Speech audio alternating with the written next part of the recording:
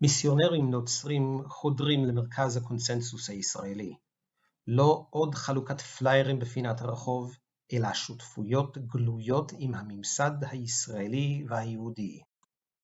המבצע מתודלק על ידי סיוע אוונגליסטי חסר תקדים, פיננסי ופוליטי, אבל מוסווה על ידי מסר כפול.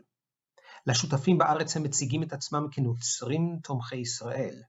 לעולם האוונגליסטי הם מגלים את זהותם האמיתית, יהודים משיחיים או תומכיהם שמבקשים להביא יהודים לאמונה בישו.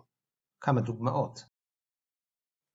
קרן היסוד עובד עם הטלוונגליסט הכומר טומי ליליה, מתקני הסוכנות היהודית פתוחים בפניו. Ulf, who are you? Well, I'm a Swedish Jew born here in Sweden. My parents came as refugees here. And now I live here and I work here for United Israel Appeal. I have friends like Ulf all over the world, the directors for United Israel Appeal. And that is what making our work so effective, because we are working directly with the Jews in each country. Good afternoon, Mr. Tommy. Pastor Tommy, we are very glad to see you here. And you're welcome to our Jewish agency in Israel, in Kiev. אבל ליליה לא מסתיר את המטרה המיסיונרית שלו. And now we can see that God is pouring out His Spirit. They are starting to get saved here, so you can also help me because I'm working with the Messianic movement here. How the people went out with their arms raised, welcoming Jesus at His second coming. למועצה האזורית שער הנגב שותפות רבת שנים עם הארגון האוונגליסטי Hope for Israel. קיבוץ ניר-עם אף העביר להם אחריות על פינוי הקיבוץ בעת מלחמה. הנה ראש הארגון ישראלי שהתנצר בארצות הברית. God gave me a ministry called Hope for Israel. And our main goal is to bring Yeshua, whom you know as Jesus, back home, back to Israel. So the Jewish people will know who he is and will ask him to come into their lives as well. עד לאחרונה, הסוכנות היהודית קיימה שותפות באתר בקעת כנרות בגליל עם הארגון האוונגליסטי Return Ministries, בראשות הכומר דין ביי. הזרוע של Return Ministries בארץ, ארגון בשם The Aliyah Return Center, הוא ארגון משיחי. העומד בראשו ומי שתיאם את הפעילות האוונגליסטית בבקעת הכנרות, חיים מלספין, הוא חתנו של דין ביי, ומצהיר על עצמו כיהודי משיחי. This is going to be in my mind forever. You said, I'm just a simple carpenter. And that's what Yeshua was. Strangely enough, it was age 30 when we felt this call to really leave Tel Aviv and to move to the north. And that's when Yeshua started as well. Yeshua came here a few times as well, himself, Jesus. And I know he loved to hang out here. One of the things I really love is when he says, when I rise from the grave, go meet me in the Galilee. בשיא משבר הקורונה קיבל הכומר גלן פלומר, ראש כנסייה אוונגליסטית אמריקאית בשם קוג'ק, אישור לחיות בישראל. לא ברור איך, אבל הוא מיד הכריז שהוא בא לגור בארץ. The Plumbers are moving to Israel. We have a home there.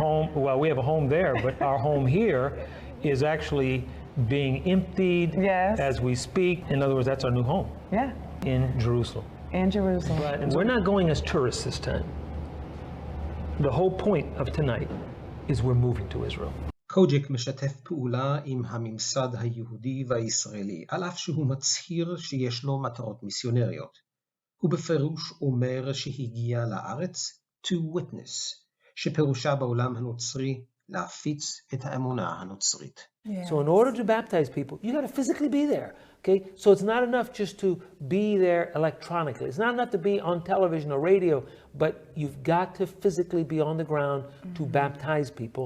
And the Great Commission is spreading the good news, the gospel message of Jesus Christ. And I am so thrilled that God has opened the door for us to go into Jerusalem and Judea and Samaria. And myself as the new Bishop designate of Israel, the door is open.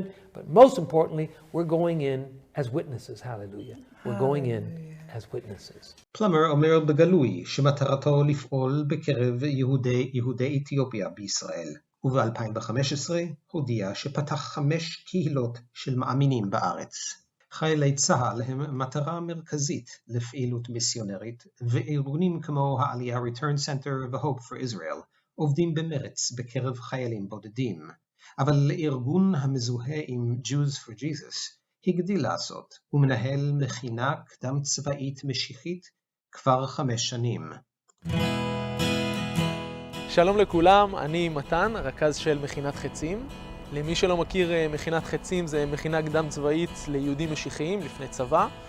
מה שאנחנו עושים בעצם בחצים, אנחנו מכשירים את הנוער לקראת השירות הצבאי מבחינת האמונה, האתגרים, הקשיים שהם הולכים לעבור, ויותר מזה איך הם יוצאים מנצחים ואיך הם עדות אור ומלח בצבא.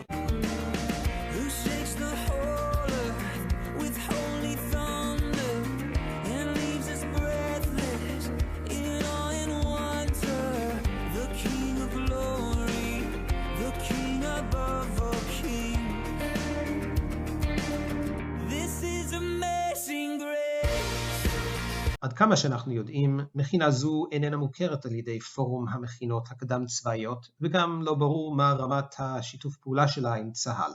אבל גם אין ספק שמטרתם להכשיר את הקרקע ולבקש הכרה כזו או אחרת בהמשך. והנה בירושלים, מיזם חדש, The Israel Institute for Biblical Studies.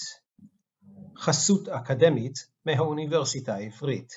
לפי האתר הם עובדים גם עם משרד החינוך ומשרד החוץ.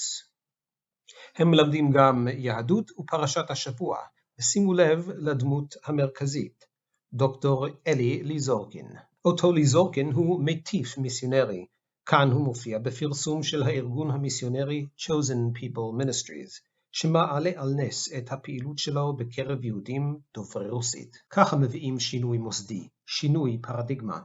מתן לגיטימציה לארגונים מיסיונרים תמורת כסף אוונגליסטי הוא איום אסטרטגי על הזהות היהודית עצמה. הוא יוביל בהכרח להכרה בנצרות כאופציה נורמטיבית ליהודים בארץ ובעולם. בסופו של דבר, הוא יסתום את הגולל על היכולת של יהודים רפורמים וחרדים, ציונים וסאטמרים, מתנחלים וקיבוצניקים, יהודי לונדון ואדיס אבבה, להשתייך לקולקטיב יהודי קוהרנטי אחד. אנו בדקה ה-90, הגיע הזמן למתוח קו בחול.